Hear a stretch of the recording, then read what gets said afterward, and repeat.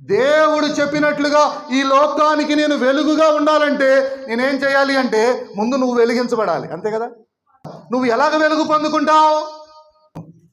కీర్తనలు 34:5 వారు ఆయన తట్టు చూడగా వారికి వెలుగు. ఎవరి తట్టు చూస్తే వెలుగు కలుగుతుందంట? యేసయ్య తట్టు. ఆమేన్. వెలుగుగా ఉండాల్సిన నీవు ఎందుకు లోకానికి వెలుగుగా ఉండలేకపోతున్నావు అంటే నువ్వు యేసయ్య వైపుకు చూడట్లేదు. చూడాల్సిన రీతిలో యేసయ్య వైపుకు నువ్వు యేసయ్య వైపుకు చూడటం అంటే ఏంటి? యేసయ్యలో నిలిచి ఉండడం. ఆమేన్.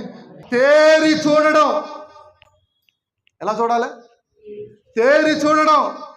ఉదయాన్నే లేవగానే ఫోన్ చూస్తావు, టీవీ చూస్తావు, న్యూస్ పేపర్స్ చూస్తావు, నీ భార్య మొహం చూడాలనుకుంటావు, నీ భర్త మొహం చూడాలనుకుంటావు, నీ పిల్లల మొహం చూడాలనుకుంటావు, అవునా కాదా? మరి నువ్వు ఎలాగ వెలుగుగా ఉండగలుగుతావు? నువ్వు ఉదయం లేవగానే నీ మోకాళ్ళు భూమిని తాకాలి. నీవు దేవుని సన్నిధిలో మోకరించి ఎవరిని చూడకుండా మొట్టమొదటిగా నువ్వు చూడాల్సింది ఎవరి యొక్క ముఖాన్ని నువ్వు చూడాలి అంటే యేసయ్య ముఖాన్ని చూడాలి. ఆమేన్.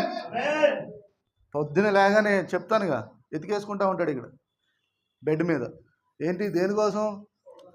అది దీనిలో వాట్సాప్ ఏం మెసేజ్లు వచ్చాయి, మనం పెట్టిన పోస్ట్ ఎంతమంది లైక్ చేశారు, ఎన్ని కామెంట్స్ వచ్చాయి, మనకి ఏం ఫ్రెండ్ రిక్వెస్ట్లు వచ్చాయి, మనతో ఎవరు చాట్ చేస్తున్నారు, అవునా కాదా?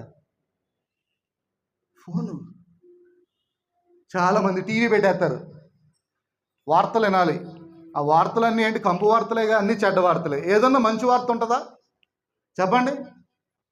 ప్రతిరోజు నువ్వు లేవగానే, ఉదయం లేవగానే నీ భర్త ముఖం చూడొద్దు, నీ భార్య ముఖం చూడొద్దు, నీ పిల్లల ముఖం చూడొద్దు, ఫోన్ చూడొద్దు, టీవీ చూడొద్దు, న్యూస్ పేపర్ చూడొద్దు, మోకరించి యేసయ్య ముఖం చూడు. అప్పుడు నీకు వెలుగు కలుగుతుంది.